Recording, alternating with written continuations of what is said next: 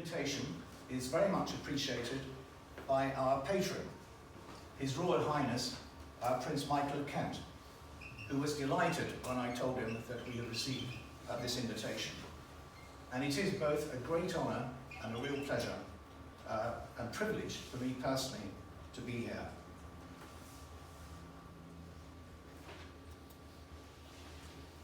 Sterk Tiluga Dansk Russisch. Very warm congratulations to the Danish-Russian Association on your 100th anniversary. I very much welcome this opportunity to share our experiences with you and with the Finland-Russia Society and the Civil Society. The Great Britain-Russia Society, by contrast with the Danish-Russian Association, is relatively speaking a new organisation. Though our predecessor organisation, the Great Britain-USSR Association, does go back a bit further. Our original association was set up 65 years ago, in 1959, at the height of the Cold War, by an act of Parliament, believe it or not. This followed a groundbreaking visit to the USSR by the UK's then Prime Minister, Harold Macmillan. The principal purpose of our original organisation was to provide a non-political channel for cultural contacts of all kinds between the UK and the USSR. 1973 to 2000. This is a picture, obviously, of the front cover of the book. I have to report the sad news that John Roberts recently passed away on the 10th of April, shortly after his 91st birthday. A good example of this arose during the official visit of Yuri Gagarin in July 1961. This followed his historic spaceflight earlier that year on the 10th of April. The scheduled programme provided, amongst other things, for Major Gagarin to have tea with Queen Elizabeth at Buckingham Palace. However, the Soviet side said that their pioneering cosmonaut, the first man in space, would be, quote, too tired to attend a large-scale reception that the association planned to give at the banqueting house in Whitehall. That reception was to be hosted by the association's then president, Lord Ackley, and to be attended by a large number of major government figures and other important dignitaries, pretty much the whole of the British establishment. It would have been highly embarrassing if Major Gagarin hadn't appeared. So someone on the British side had the bright idea of discreetly mentioning to the Soviet embassy that Her Majesty Queen Elizabeth herself had a very heavy programme. And the association's attempts to invite Andrei Tarkovsky, who lived from 1932 to 1986. Tarkovsky, of course, is widely regarded as one of the world's greatest film directors. John's persistence over a period of 4 years with the Ministry of Culture and Goskino finally paid off when Tarkovsky was allowed at the last minute to accept the association's invitation to London in February 1981. The association continued to ensure that the door from the West to the USSR was kept open and arranged visits to Moscow to meet leading literary and theatrical figures there, and reciprocal visits by such figures to the UK. A major visit took place in September 1983. This was when Yuri Lyubimov, the celebrated theatre director and founder of the Taganka Theatre in Moscow, arrived in London to start work on the production of Crime and Punishment at the Lyric Theatre in Hammersmith. Lyubimov was keen to have an interview with a British newspaper in which he intended to ventilate his views about Soviet cultural policy.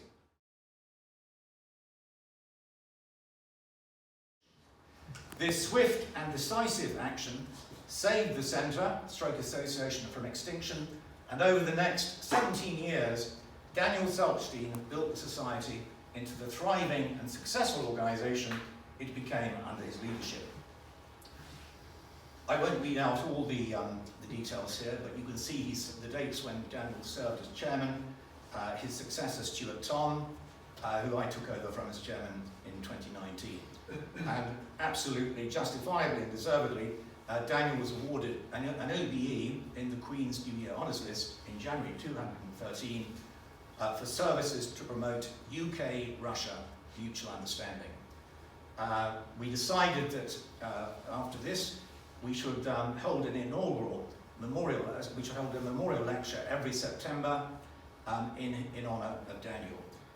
And in September 2021, we had the inaugural lecture delivered by our president, Professor Jeffrey Hosking. The title was Soviet Literature Turns to the Past. I think very much like the Danish-Russian Association, if I say so. We are an independent, non-political and non-governmental UK-registered charity. We have no connection with the Russian government or the Russian state, or for that matter, with the British government or the British state, or indeed with any other government or state. Our charitable objects are to educate the public about all aspects of the Russian Federation and the other countries which were formerly part of the Soviet Union. Specifically, the Society's primary purpose is to promote a wider and deeper knowledge, appreciation and understanding of Russia and its near neighbours. It proves to be very supportive, a very supportive and appreciative patron of our society. He takes a close interest in our work, and not least in these difficult times for Indo-Russian relations, and attends our meetings when he can.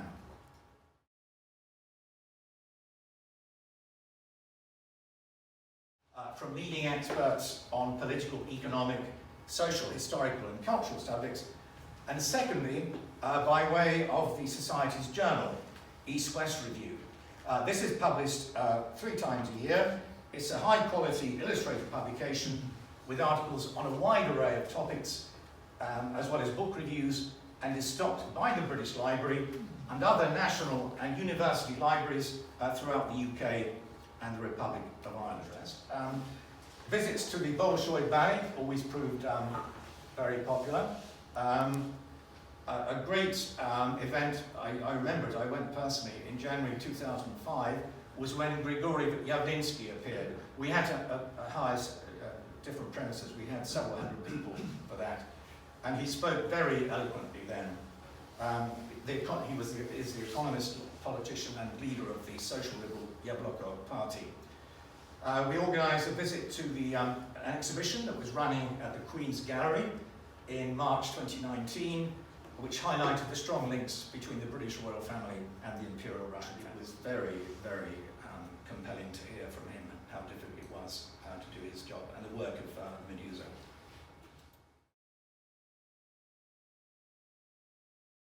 I may have mentioned to 1 or 2 colleagues here today, quite amazingly, on the 10th of February 2022, we all remember this period so well. No one wanted to believe there was going to be an invasion. I couldn't believe this was going to happen. But we had an objective, impartial, very factual account by a military analyst, former US Marine officer, but not of the gung-ho variety, a totally sober account. He sketched out 3 or 4 different scenarios as to what might happen.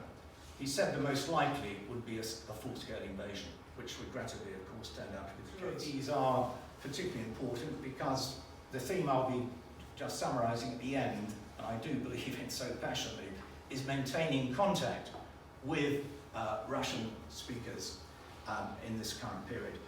We had a wonderful talk in September by Dr. Alexandra Borisenko, given in impeccable, utterly impeccable English, a professor at Moscow State University, and her theme was the impact of British literature in Russia. Our summer program, as you can see. We have a film about the poet Mandelstam by Roma Liberov. He's a very talented Russian director. That film is in Russian but will have English subtitles. We have a choral concert by the Slavic Verses Choir on the 12th of June. And then on the 20th of July, we have a talented young musician who's talking to us about Shostakovich's 13th Symphony and Yevtushenko's Babi Yar.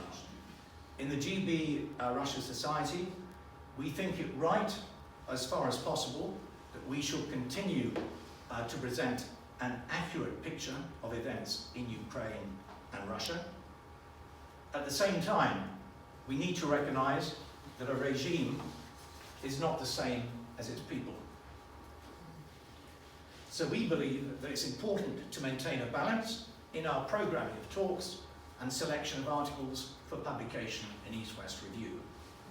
And we believe strongly that there can be no question of our boycotting or cancelling Russian culture or Russia, as Sergei Voznitsa has spoken and written about this most eloquently. We are therefore continuing to provide an insight into the culture, history and politics of Russia more widely, as well as of its near neighbours, with a view to enhancing knowledge and understanding. And those 3 talks I mentioned recently are illustrations of what we're trying to do. And we're very keen to continue and extend this personal contact and to keep the bridges between people in Russia and the United Kingdom open. When I mentioned this to our patron, His Royal Highness Prince Michael, on Wednesday, he expressed his wholehearted support for this approach and emphasised that while it isn't always the easiest thing to do, it is of prime importance to keep the doors to Russia open. Let us not forget the many positive aspects of Russian culture. I'm sure I don't have to do it to a Danish audience, but let us continue to celebrate the flowering of Russian culture that took place in the 19th century, which many people have said is one of the greatest events in the history of world culture. The level of achievement comparable with that of 5th century Athens and 16th century Renaissance Italy. Let us keep the bridges open. Pushkin will outlive Putin. Let us not give up hope that there will be a free and democratic Russia in the future. Прекрасная Россия будущего.